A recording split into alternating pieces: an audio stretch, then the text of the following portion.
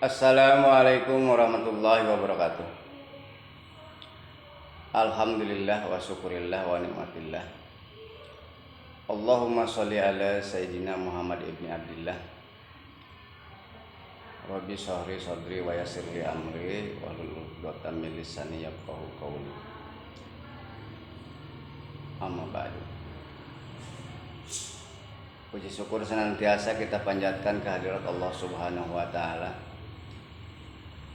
serta selawat dan salam selalu kita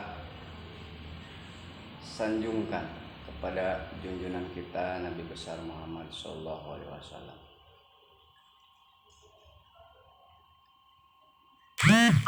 Anak-anakku sekalian, di hari ini kita akan kembali belajar membahas tentang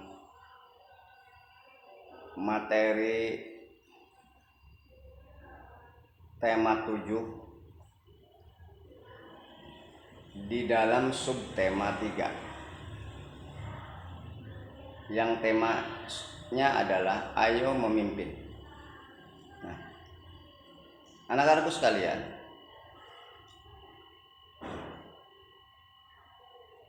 di hari yang berbahagia ini semoga kalian selalu di dalam lindungan Allah Subhanahu wa taala,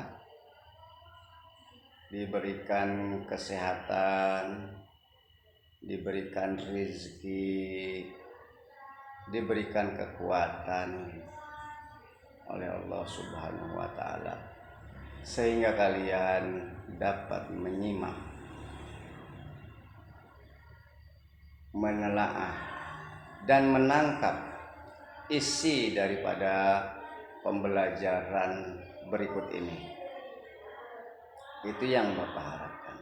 Dan semoga kalian tetap semangat di dalam belajar jarak jauh ini. Janganlah kalian bermalas-malasan dan berputus asa karena sekolah kalian belajarnya selalu menggunakan, tetapi itu bukan menjadi halangan untuk kalian di dalam belajar. Tetap semangat. Bismillahirrahmanirrahim. Kaitannya dengan pelajaran berikut ini yang temanya ayo memimpin, sebelumnya sudah Bapak sampaikan judulnya yang di awal adalah kepemimpinan. Oleh karena itu, dari kata dasar pimpin ada kepemimpinan, ada pemimpin, ada memimpin. Nah ini, kalian harus paham apa itu kepemimpinan. Kepemimpinan itu adalah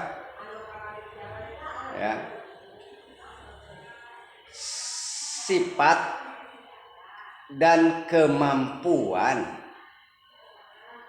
yang dimiliki oleh seseorang untuk melakukan sesuatu di dalam hidup berkelompok maupun beregu. Itulah kepemimpinan. Jadi kepemimpinan itu sifat kemampuannya dari seseorang. Orang yang memiliki kemampuan maka dia punya kepemimpinan. Lalu bagaimana dengan pemimpin? Nah, pemimpin itu adalah orangnya yang mampu melakukan sifat kepemimpinan itu, mampu mengajak orang lain, anggota-anggotanya untuk diajak bekerja sama dengan baik dan ke arah yang baik pula. Nah, itulah pemimpin. Lalu bagaimana dengan memimpin? Nah, memimpin adalah melakukannya. Suatu kemampuan itu dibuktikan dengan kegiatan kesehariannya di dalam kelompok tertentu. Nah, itu memimpin. Sepatutnya kita bersyukur kepada Allah Subhanahu wa taala atau kepada Tuhan yang Maha Esa bahwa manusia itu masing-masing memiliki kemampuan dan kekurangan.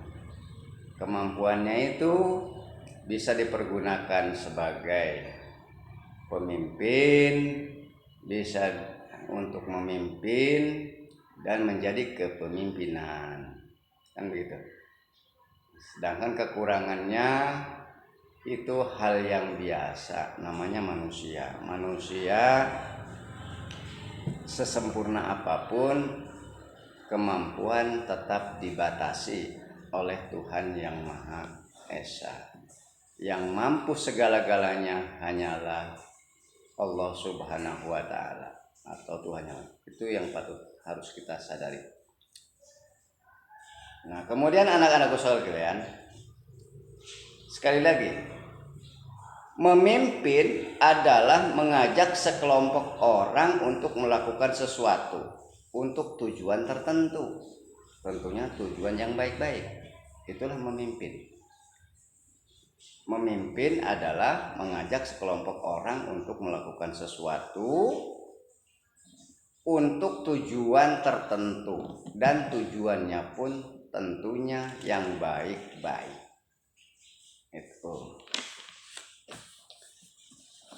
Lalu kemudian pemimpin itu memiliki ciri-ciri. Pemimpin itu memiliki ciri-ciri. Ciri-ciri seorang pemimpin di antaranya ada 7 ciri yang dimiliki oleh seorang pemimpin.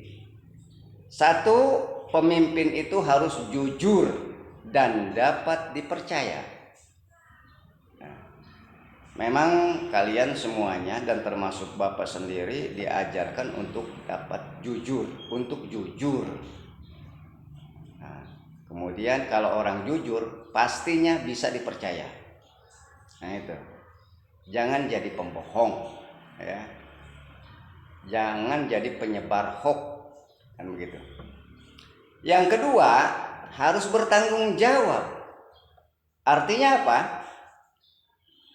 Pemimpin yang bertanggung jawab itu pemimpin yang mau mengakui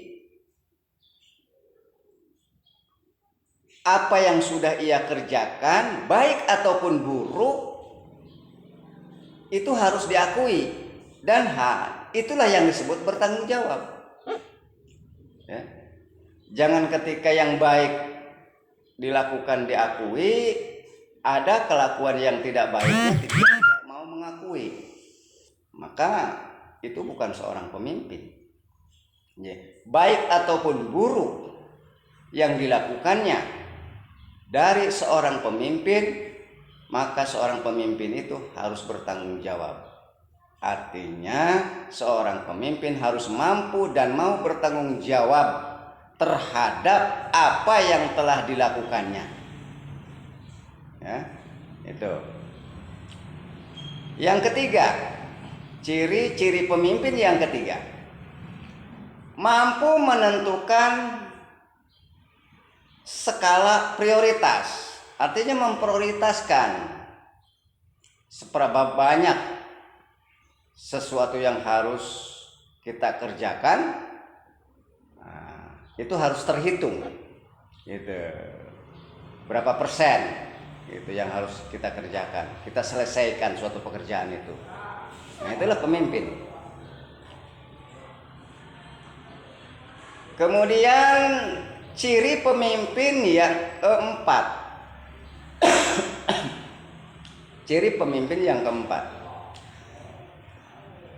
cepat dalam menangani atau mengatasi masalah. Jadi sigap, cepat. Apabila ada permasalahan, ya, cepat-cepat ditangani, diselesaikan. Nah, itu seorang pemimpin. Jadi harus responsif, ya, cepat merespon. Nah, kalian ada pembelajaran seperti ini misalnya melalui video. Kamu harus cepat, harus sigap merespon video ini, gitu.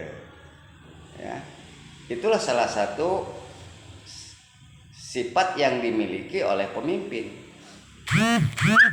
Kemudian ciri-ciri pemimpin yang kelima harus memiliki sikap yang baik-baik atau positif, ya, yang baik-baik atau yang positif, ya. Bisa menyampaikan visinya baik, kemudian selalu beroptimis, ya.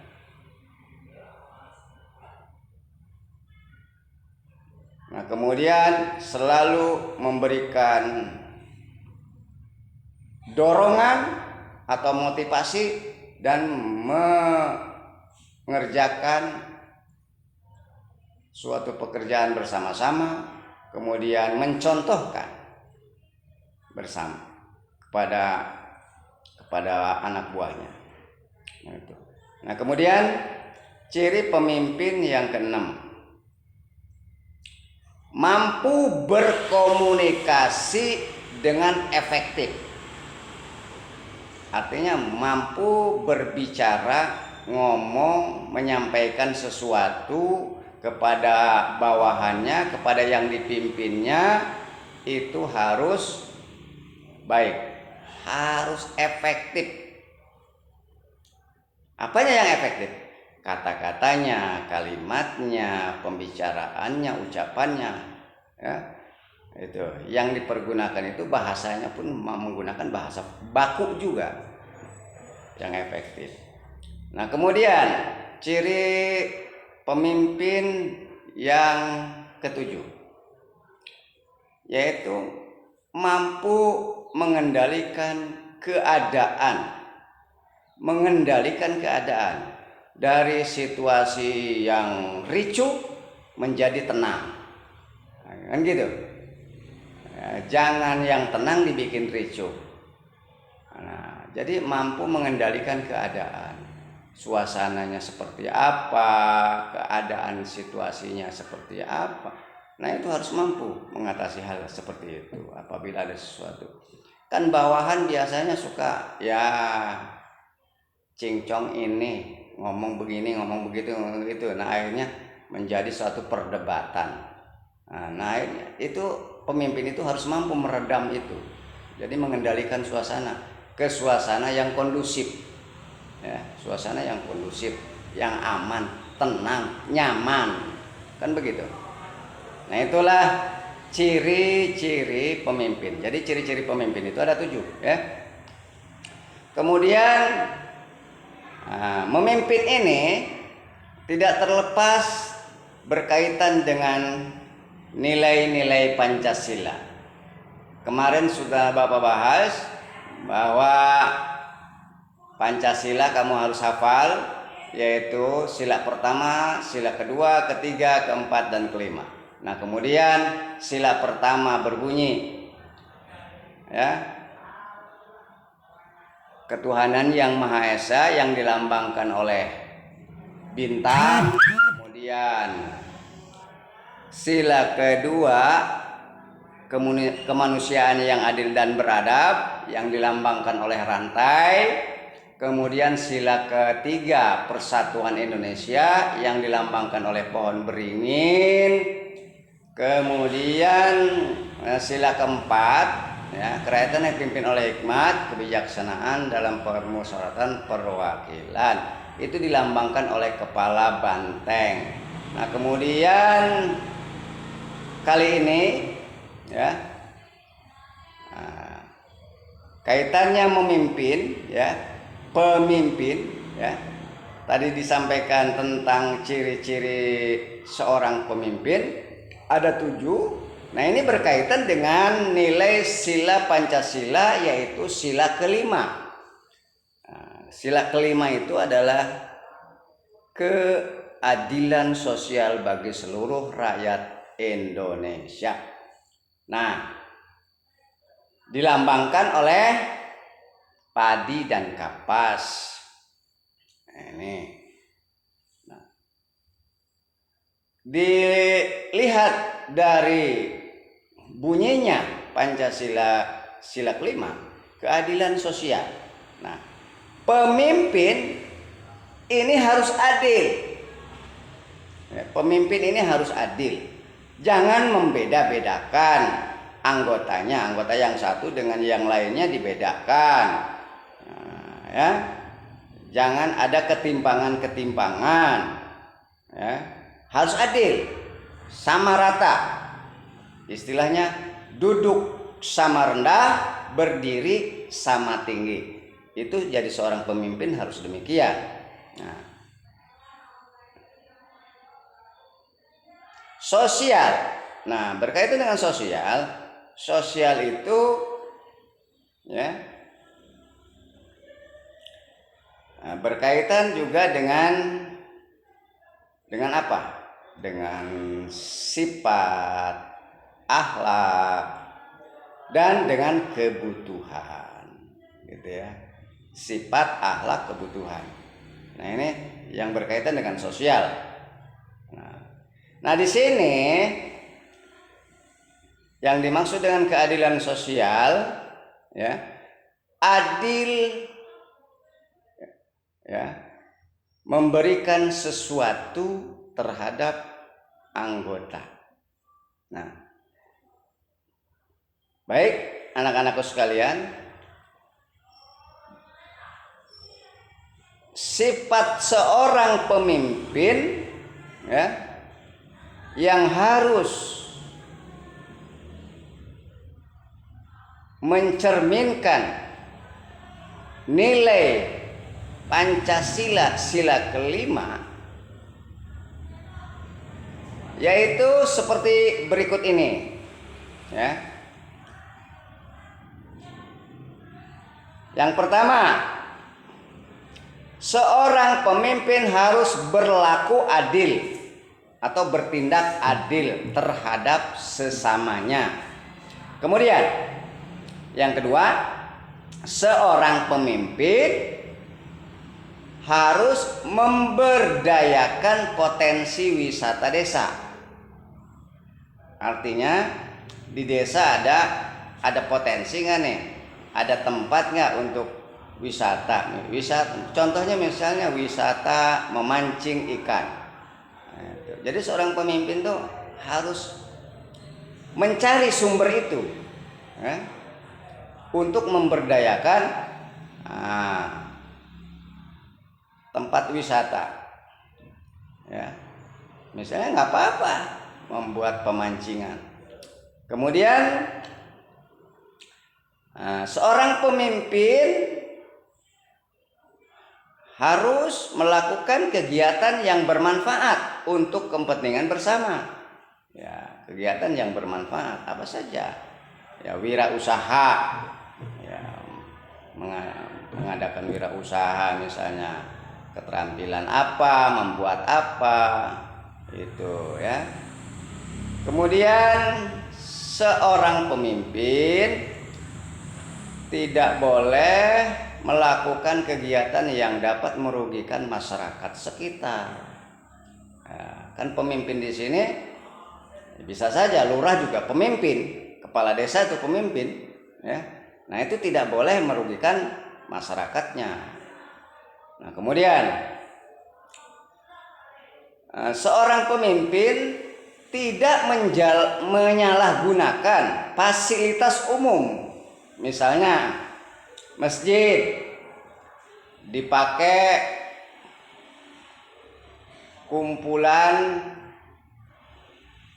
musrembang atau musyawarah rencana pembangunan desa.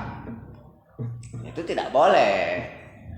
Masjid itu tidak boleh begitu. Masjid boleh dipakai kumpulan tapi untuk berjamaah pengajian gitu. Jadi jangan disalahgunakan. Jadi pemimpin itu tidak boleh menyalahgunakan fasilitas umum untuk kepentingan pribadinya. Kemudian pemimpin itu harus mengajak anggota-anggotanya atau masyarakatnya melakukan suatu kerja gotong royong atau kerja bakti. Ya, misalnya membangun jalan, gotong royong, kerja bakti, membersihkan jalan. Nah, itu seorang pemimpin. Kemudian ya, seorang pemimpin harus menjaga suasana kekeluargaan di lingkungan masyarakatnya. Ya, suasana kekeluargaan. Jadi jangan sampai seorang pemimpin menyulut-nyulut menjadi keributan di warga. Gitu ya. Jadi pemimpin itu sebenarnya harus ya lembut dalam bertindak gitu. Lembut dalam berbicara. Menjaga suasana kekeluargaan. Yang kedelapan, seorang pemimpin harus berpartisipasi untuk membangun desa. Berpartisipasi itu apa? Ya, melakukan sesuatu untuk peduli terhadap pembangunan-pembangunan yang belum dilaksanakan. Misalnya, di sini pantas dibangun WC umum misalnya. Nah, itu harus peduli. Itulah berpartisipasi. Nah, kemudian tidak bersikap, seorang pemimpin itu tidak memiliki sikap pilih kasih atau tebang pilih ya, dalam pergaulannya maupun dalam melaksanakan sesuatu ya, aturan. Tidak tebang pilih ya, tidak pilih kasih. Kemudian seorang pemimpin harus mampu menghargai hasil karya orang lain atau masyarakatnya. Menghargai, kalau masyarakatnya mampu membuat anyaman, ya itu harus dihargai, bahkan itu harus bisa dipasarkan. Nah, seorang pemimpin harus bisa mencari peluang pemasaran supaya usaha anyaman tersebut menjadi maju dan masyarakatnya menjadi sejahtera, kan begitu. Nah, itulah anakku sekalian. Ya. Hal ini berkaitan dengan materi pelajaran PPKN. Nah, kemudian berikutnya sedikit akan membahas juga tentang pidato. Nah, dari kemarin Bapak selalu membahas pidato. Nah, sekarang jenis-jenis pidato berdasarkan tujuannya. Ini berdasarkan tujuannya. Jenis pidato berdasarkan tujuannya. 1. Pidato informatif atau instruktif. Ya. Karena tujuannya menyampaikan ya, informasi atau keterangan-keterangan atau berupa pengumuman. Nah, itu memberikan pengetahuan gitu, supaya masyarakatnya tahu ada ini gitu. Itulah pidato informatif atau instruktif ya, berdasarkan tujuannya ini. Kemudian yang kedua, jenis pidato berdasarkan tujuannya yang kedua, pidato persuasif. Apa sih itu pidato persuasif? Pidato persuasif adalah pidato yang bersifat mendorong, mengajak, memotivasi, ya, membujuk, ya, boleh dikatakan merayu juga lah, gitu ya, agar mau mengikuti ajakan tersebut. Tentunya ajakannya yang baik-baik, kan gitu. Misalnya pidato kampanye atau ceramah agama, ngajak misalnya, ngajak ayo ibadah kan begitu. Nah itulah pidato persuasif. Nah kemudian selanjutnya yang ketiga, menurut tujuannya pidato, ada yang disebut pidato yang ketiga ini pidato argumentatif, ya. Nah ini pidato yang bertujuan untuk meyakinkan pendengar, argumen, ya, argumen artinya apa? Sharing gitu, ya, sharing argumen, ya. Yang keempat, pidato yang berdasarkan tujuannya adalah pidato deskriptif. Nah, pidato deskriptif adalah pidato yang bertujuan untuk melukiskan atau menggambarkan suatu keadaan. Itu. Kemudian yang kelima, pidato rekreatif. Nah, pidato rekreatif adalah, ya, sekali lagi, pidato rekreatif adalah pidato yang bertujuan untuk menghibur atau menyenangkan pendengar. Biasanya pidato ini dalam acara pesta, jamuan, besanan, ya, itu, ya, maupun perayaan-perayaan lainnya. Nah, selanjutnya ke materi pembelajaran ilmu pengetahuan.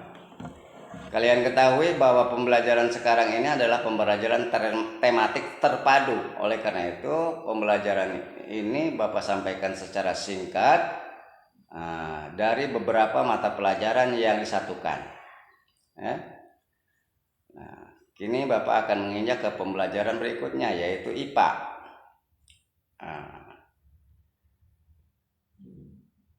Berkaitan dengan pembelajaran yang lalu, kalian sudah mengetahui tentang perkembangan dan pertumbuhan makhluk hidup.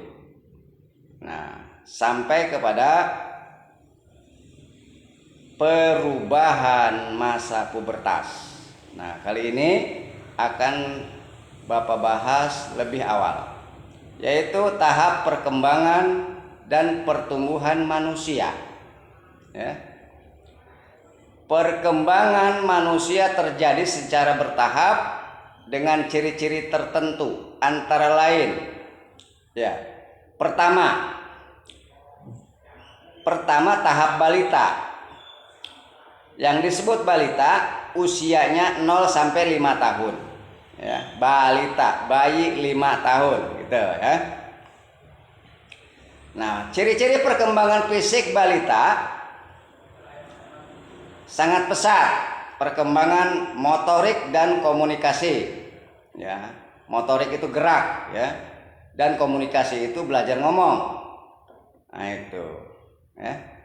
Kemudian ciri-ciri perkembangan manusia yang kedua adalah tahapan anak-anak. Nah, yang disebut anak-anak ini adalah usia 6 sampai 10 tahun. Nah,